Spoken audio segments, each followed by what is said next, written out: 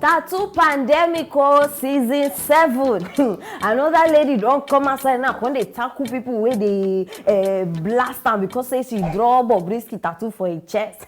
According to this girl, she say many people don't enter in DM, they give her different advice. He say make una keep am, she no need una advice. Say make una keep am, una go use am for something better. After all, no be una body she use draw the tattoo, and no be una face. Bobrisky no be una relative where we go say okay una dey fight over him matter. And the more una dey talk, the more she go dey draw the tattoo. Say if una give her a chance, in fact una see him whole body, he go just go make they just do Bobrisky on top of his skin as a whole human being. Abeg Biko, join me make we listen to this mosquito where they talk. Message is literally for those in my DM that are advising me. I'm sorry, bro. Your advice is not needed. Sophie, why did you choose to draw Bobrisky? Out of everybody in the world, you chose to draw a demon. Transform yourself to a demon so I can draw you. If it's that easy. It's not your body. It's not your face. Bobrisky is not related to you. I don't know why you are so pained. Then as for those that are insulting and are mocking me, I'm coming back for you guys. You draw Bobrisky, you draw this one, you draw that one, and you are in a DM, always on a comment section commenting. If you are not a hypocrite, the more you talk, the more I draw. If possible, self, I will draw on my forehead, draw in my eyes, so whenever I wake up, I will see the love of my life. So if you don't know what to do, kill yourself. Rubbish. Drawing Bobrisky is one of the best and nice decisions I've ever made. Oh God, Naija. I dey wonder if people like this, when they talk this kind of nonsense, I dey wonder if they get family members. No, I wonder, just the wonder. I don't care anybody. Do they have family members? Because if they get, so the family members, they allow them, they do all this nonsense where we are just they see every corner. Madam, the fact say your breast don't they fall, you know me say you be adult. You understand me? So, because keep all this your plenty grammar to yourself. See, nowadays, there's small children, I don't just understand. They don't they get some kind liver. Everybody just they tattoo anyhow. All these small children. No, go check them. Since day one, when we they hear tattoo matter, go check their age. Go check their age. At this age, they take tattoo seriously, like say now one career. This world don't budget. Oh, this world don't budget. Those days. Even to paint your nails, those days, we dey fear. Like we just like you go calculate and face, you go look for excuse, wait till you go talk, wait till sometimes we go paint our nails so as we dey come up for house, hide them. The time we dey come back, we don't clean and finish. But now, no, see. Everybody feel say they go just enter tattoo shop. Like you know understand, tattoo shop don't become supermarket. Everybody just they feel now, say they feel. Wahala. Tattoo artists now, they show say they do serious cash out. Tattoo artists. But say me something I go soon open tattoo shop. Yes, because they don't know what to do with their money. So I go help them spend that money where they useless anyhow. Before you become parents, make sure say you make money. Before you become parents, make sure say you make money. They're very, very important. Because if now your pikin they feed you, you know how you want correct them. No, tell me. If your pikin they feed you, how you want correct them, except if you don't want chop that day. You go just that day, just don't say no food for you the whole of that day. Try them. Now why many children they misbehave? Because now then they bring food on top table. And they know say parents now they no go fit talk because they know wetin they sup. No be so this one happen. Wetin be the one guy go drop Bobrisky too. Imagine after he drop Bobrisky, the mama come.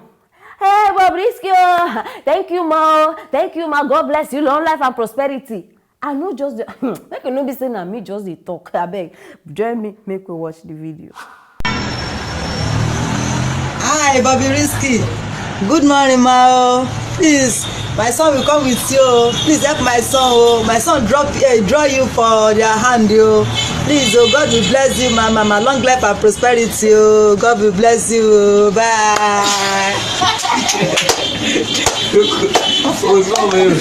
Person mama o.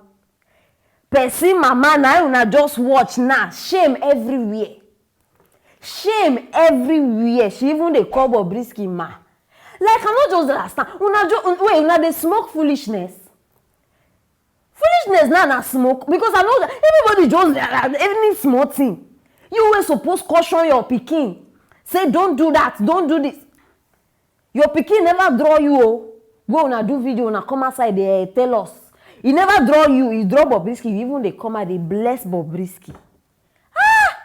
May our parents don't put us into shame in Jesus' name. Very serious. Because this one a serious shame. Bobrisky na the biggest canker one where they destroy this generation. The biggest one. And the thought alone of how the next generation will be like, even they make me fear. Because if this one, where he will dey like this, na joke, then imagine the next one wey go happen. I dey fear. I dey fear because see, na many of us go born o. Na many of us go born pikin for this next generation wey dey come. Me and you.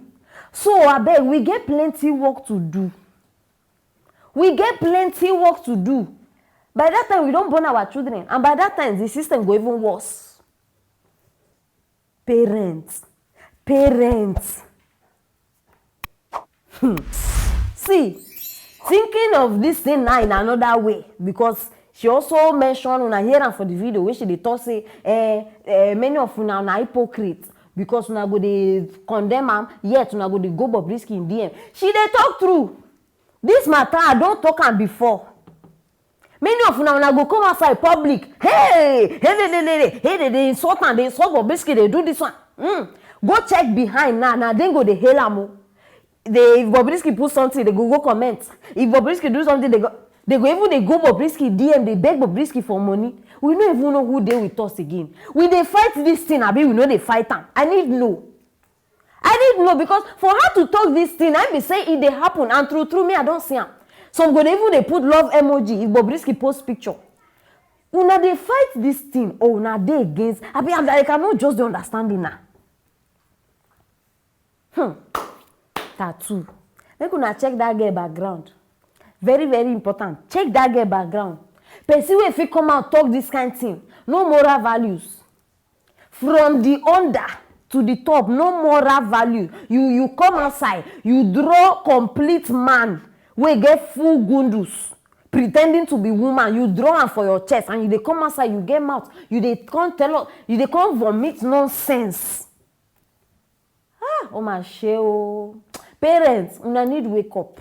Now why I bring this matter here? Una need wake up seriously, because this thing don't they go off hand. And government, I don't say una don't they sleep since. Please wake up and do something concerning this thing. Bobrisky need to go behind bars. See commotion where this man just dey cause everywhere. All of una way una declare say una get power, una get this one, una do this one. I don't know how come up till now una never do something about Bobrisky. With all the powers una get. Make I not go into that one self. My people, I bet na the matter I bring like this. Una understand? So I need una support. Now why una need share this video? Because this thing don't they go too much. You don't pass, be careful. So share this video, make everybody know what they happen. Parents need to start to caution their children. It is very, very important. And make sure say you subscribe if you never subscribe. Still drop those comments. I go reply on one by one. Stay tuned for our next story.